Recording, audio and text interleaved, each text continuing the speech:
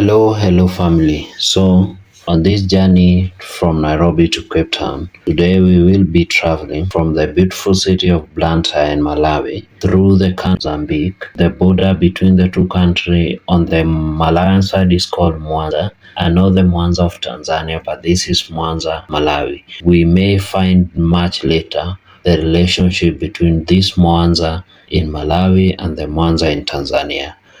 On the Mozambique border, we will cross and proceed and leave Mozambique again and get into the country of Zimbabwe through Nyamapanda border. So today we will be in 3 countries in 24 hours. So join us as we start this journey from here in Blantyre, Malawi, all the way to the capital of Zimbabwe, that is Harare.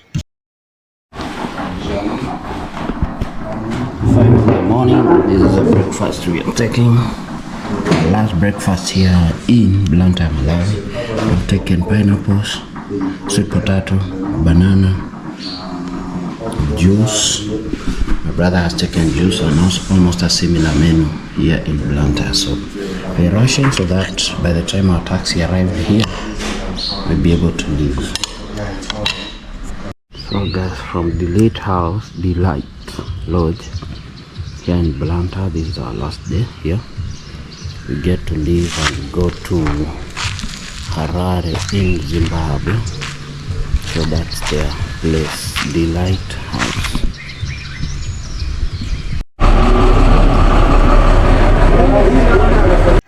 Upon arrival at the bus stand in the morning, there was a bit delay in us being booked into the bus. The person in the office was persistently telling us to talk to the conductor of the bus. We did not understand why we needed to talk to the conductor of the bus, yet as Kenyan, we have visa-free entry in both Zimbabwe and Mozambique. But this one will later dawn to us that it is a norm or a culture that people traveling on this route have to talk to the conductor on the side so that the border crossings can be made easier.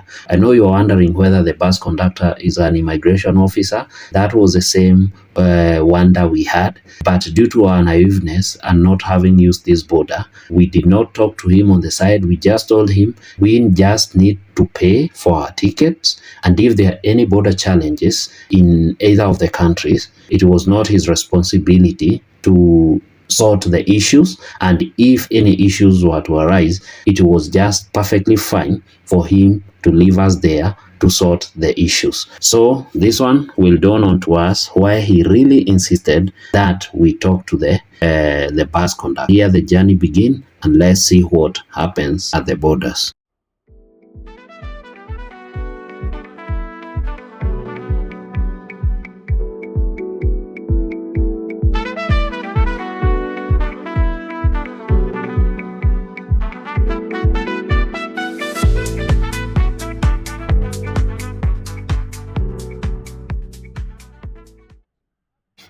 Hello family, no sooner journey started. Guys, this is how I used to start my composition writing in primary school. No sooner had the journey started that a preacher got into the bus and started spreading the word of God. I think at some point, because I saw he gave me a bombastic side eye, he could have realized that I do not understand the local language that he was preaching in. So he quickly switched and started preaching in the local language and translating the same in English in hope that the word would get to me for later to be able to do some contribution in terms of offering, because at some point after he preached for a while, I think for almost a good 45 minutes, people had to offer tithings after he had prayed for us to have good journey mercy. So guys, next time you're in a bus and you see a preacher preaching, please avoid eye contact. Otherwise, anyway, what am I saying? So we have started our journey and we are quickly driving smoothly towards Mwanza Zobue border, which is the crossing between Malawi and Mozambique.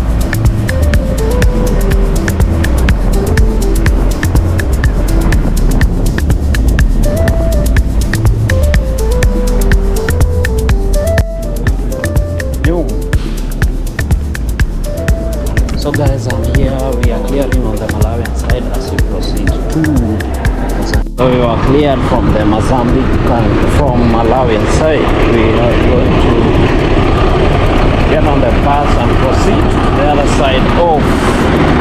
This is our bus.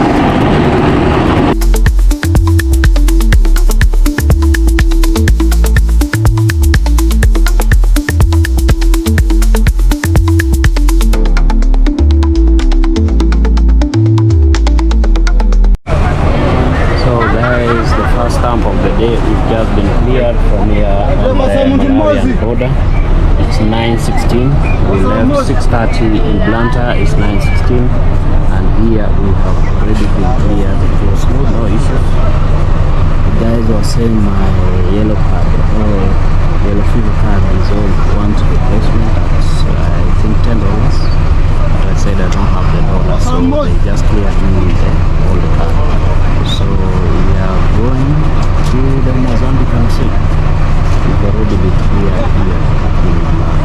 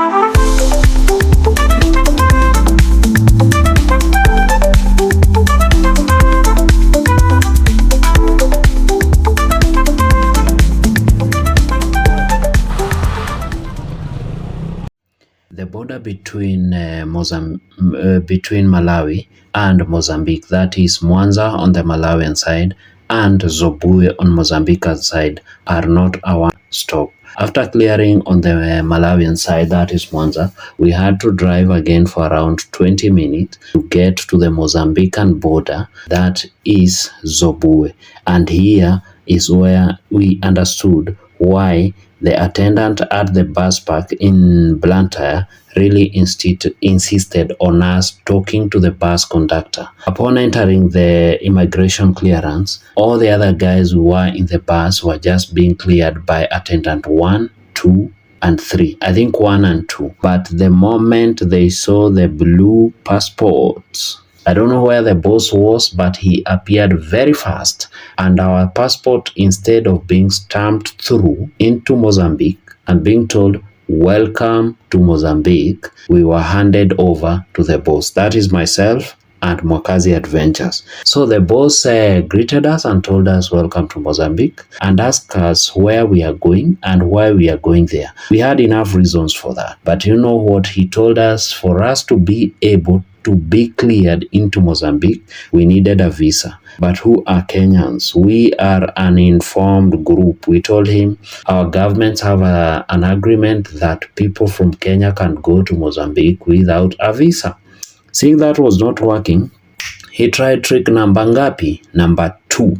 Number 2 trick was that we needed to show him a bank statement indicating that we had at least $260 just in case of anything the bus may break down, that we have enough funds to take care of ourselves and even get out of Mozambique. To this we said we were not aware of this requirement, and he quickly pulled from one of the shelf a booklet that was written in Portuguese, because in Mozambique they speak Portuguese, and told us to read. But guys, we cannot read Portuguese, so we were stranded there. My friend Mwakazi told him, these are things that we did not know. Yeah, I really asked God to hold me, because if I were to speak, I was going to waste things really bad. Because why was this guy insulting our intellect and understanding of things? The things he was demanding,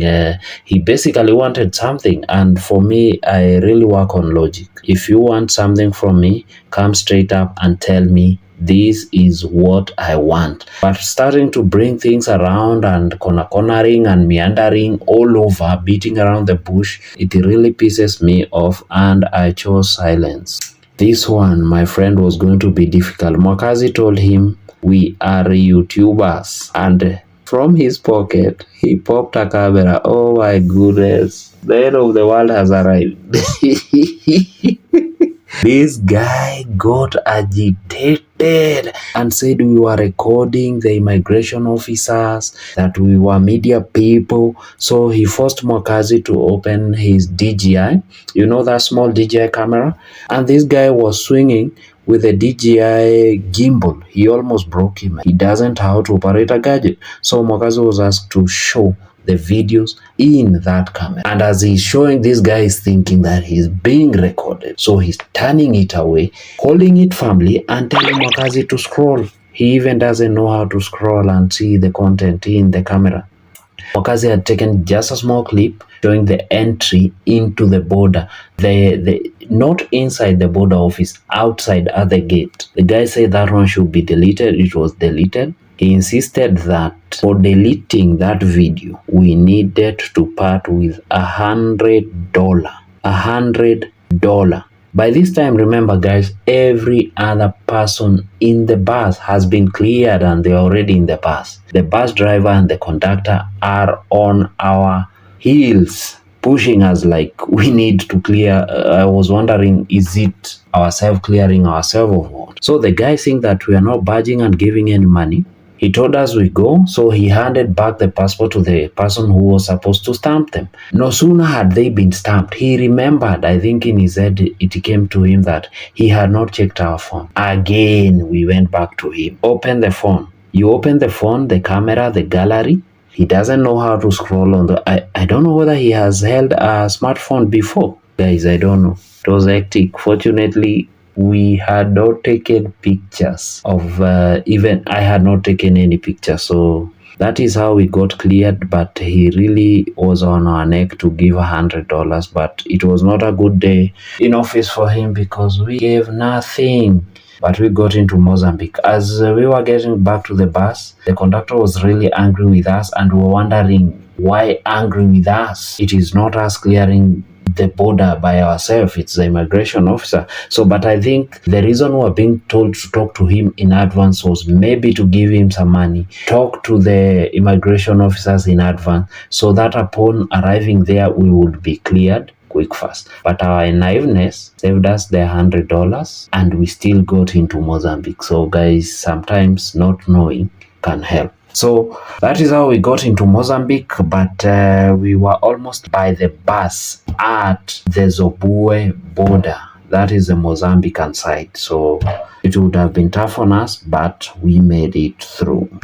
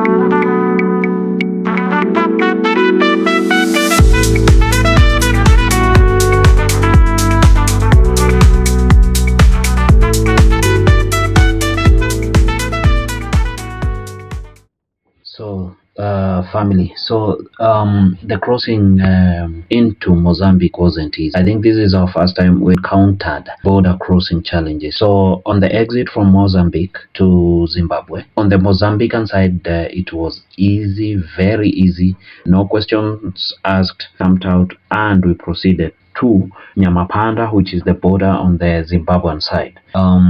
So here again, it's not a one border stop. You have to drive from the Mozambican side all the way to the Zimbabwean side. This distance isn't long. Around, you can actually walk around 150. On arriving on the Zimbabwean side, we are now entering another country. Here again, there was a bit of a challenge, because again, on seeing our blue passport, I don't know whether the conductor was telling those guys anything or what.